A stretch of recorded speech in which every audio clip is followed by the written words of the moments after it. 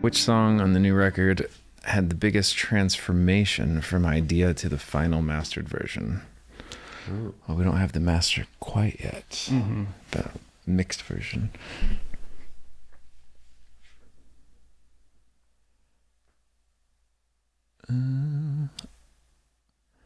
I feel like Vesper Light like has pieces that are like almost exactly like what the demo was, and then the whole structure of that song. Like I came in with that demo that was just part. Sure. We kind of just like everything else we just dissected and like. I'm trying to think. Yeah, I don't know.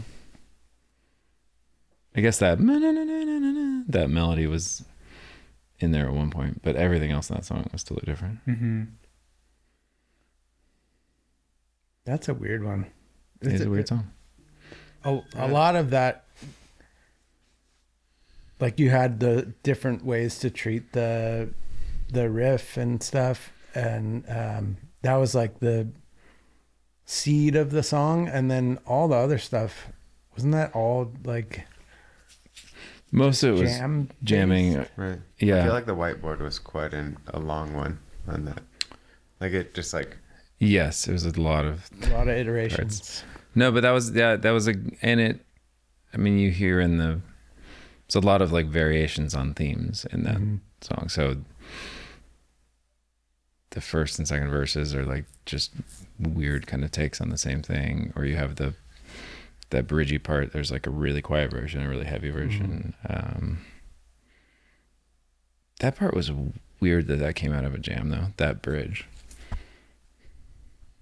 Very. like. But I feel like we played that in so many different time combinations Oh yeah. before we got right. it to where it is. Yeah. It didn't take that yeah. long, really. It was like kind of in place in like a day. That like that Yeah. part at least. But it's weird because I remember like being kind of confused by the timing variations. I haven't thought of that in forever because it's just become so natural. yeah, there is. I mean, there's That's so an weird. internal logic to it, but it is kind of a strange smattering of time signatures. Right. I feel like Albatross for me is kind of one that like, if I think about Ed's original bass demo of that bass riff, what the song ended up becoming, I actually really like the song, but it's not anything like what I thought it was going to be. Mm-hmm. I thought it was going to be kind of more heavy and like, I don't know. Faster, right? It's faster. the demo It's was. faster. The It's key faster. The key changed.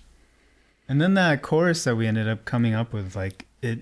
Well, the chorus was from a part I had, but it's so different than the Oh original part. yeah, that's right. It was like the Big guns or whatever. Yeah.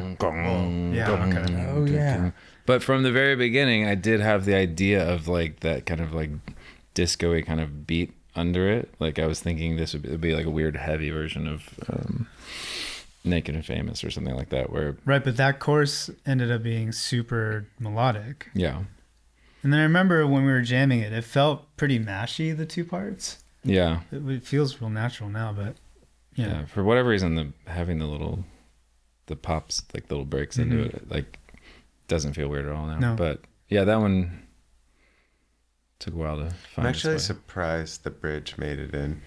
Yeah, I mean, well, you know why? 'Cause I Because was we played it that one day, and we were just like, well, let's try it, and everyone was like, ooh, that's fun. Like, Right. It was kind of like something that I tagged onto the end of the demo because I literally just started playing it. Like it wasn't really like thought out, and I didn't like clump it on. Yeah, and then developed off of like where my hand was going, kind of a thing, and it's a weird time shift, and it felt super unnatural at first, but now it feels kind of natural to me. I don't know. It seems like you enjoy balanced themes: earth, wind, air, fire, water, and now east, west. Do we have any thoughts on why? I feel like it's less about the balance and more about the contrast that we like.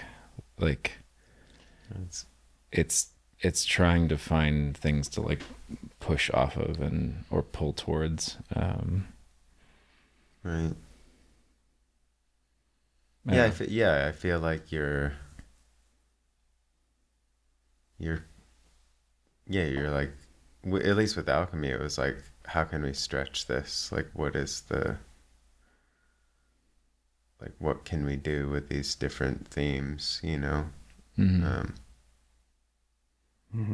And then this one is like, how can we tie them together, but also push them apart? Yeah, and let them be what they want to be. Were there any unexpected inspirations for this record?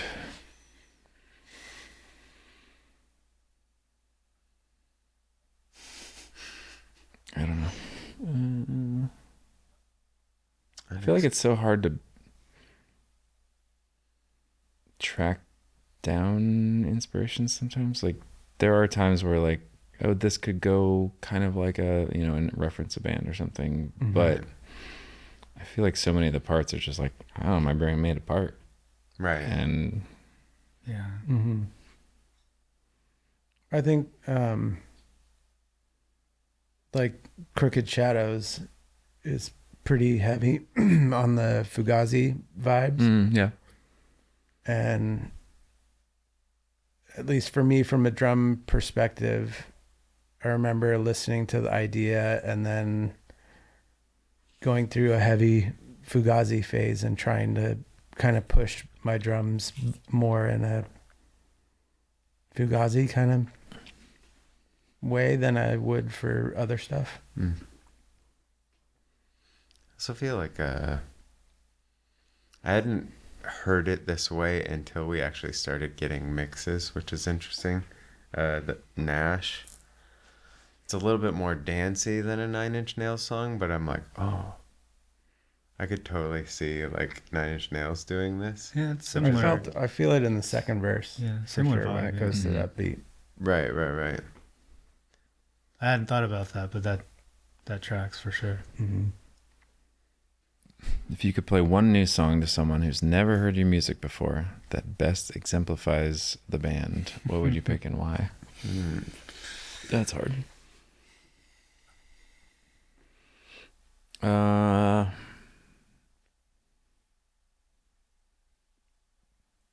Dark Glow might be helpful.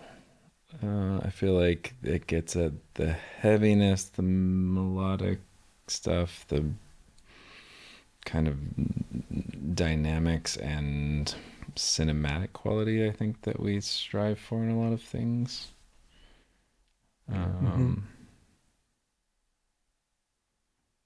Vesper has a lot of that too. Yeah, Vesperlight does. Yeah, it's a journey. It's got the big fun outro turn. Right. Yeah, that's probably a good option. What we're trying to say is the record doesn't sound like us at all. No. And I think it's just it's interesting that there's songs that exemplify, I think, the variety that we try to put into music, and then sometimes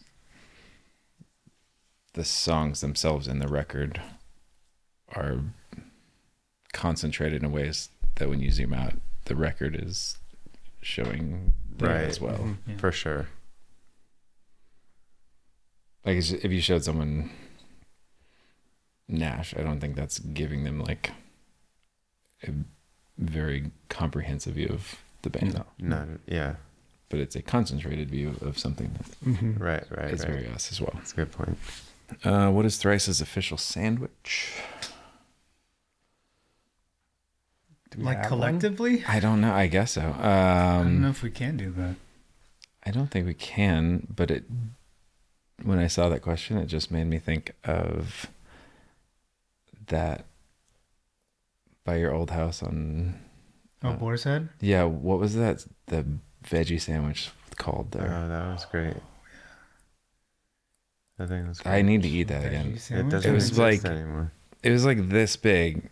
It was like squaw bread or something, and just a million vegetables, sprouts. avocado, cucumber. Right. That's good. I kind of ruin it for us because Well, I was gonna say though, I don't eat meat or cheese. Well, or that- anything. but I was gonna say, I Everyone feel likes like a maybe sandwich. avocado toast. Avocado toast for Yeah. We can sure. all get down with, Or onto our especially peanut butter and jelly.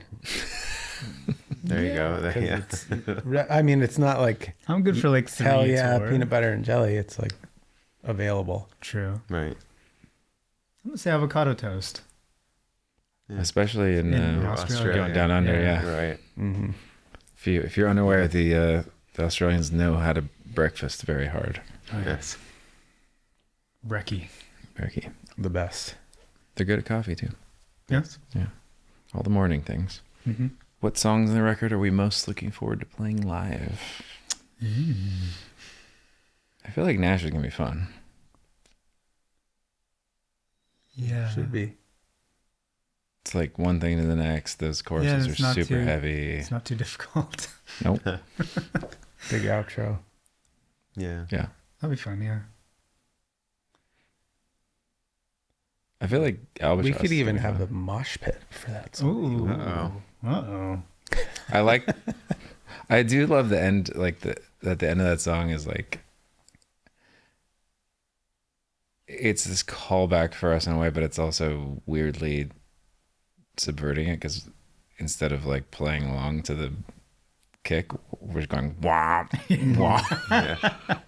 It's the most meatheadiest thing we've done in a while. Long time. Yeah, but in a weird way. Yeah. Right. What emotional terrain does Horizons West cover that Horizons East did not? I don't know. Elegance. Huh? Elegance. The terrain of elegance. I feel like I don't know how to contrast it since I feel like it's more focused on West, but I tried to write out just to like see what was happening on the record, like a sentence about each song last night. Interesting. And it is interesting. Did you bring it? I did Oh yes. Wait, for just cause I or like love this. for this? for this to Oh, like. that's great. Okay. I'm just gonna read it because it's. Oh, I this feel like it's funny. So this is like little. It's kind of dumb because I hate oversimplifying things, but it's also just getting at a nugget of something that's trying to happen in the song. So starting out, everything is connected and you're connected to all of it. Trust yourself in your experience and don't be afraid to move beyond the answers you were handed. Then it takes a hard turn. Life can be hard and shitty. Next song.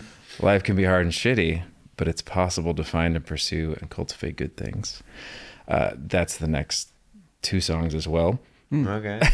like from different perspectives. Right. Then, yes, you're going to die, but everything is intimately connected and you're connected to all of it. Important to know. The hard and shitty things will pass. Though life can be hard and shitty, the good we do matters and paves the way for more good to be done. When people make life shitty and the good we do in resisting that matters, even if we don't know how or can see how it is. I like And then back to the beginning, everything is connected and we're all connected to it. So I thought that was interesting to see. It's essentially this idea of like, I think because it's getting at, especially with the West kind of idea of thinking about death and the hard things in life. I think especially as you get older, like you're experiencing it in your body as you're just like, I am falling apart. And so you're getting more connected to that. And then I think in the West, there's so much feeling of just alienation. And so I think the song is, or the record for me was like getting at,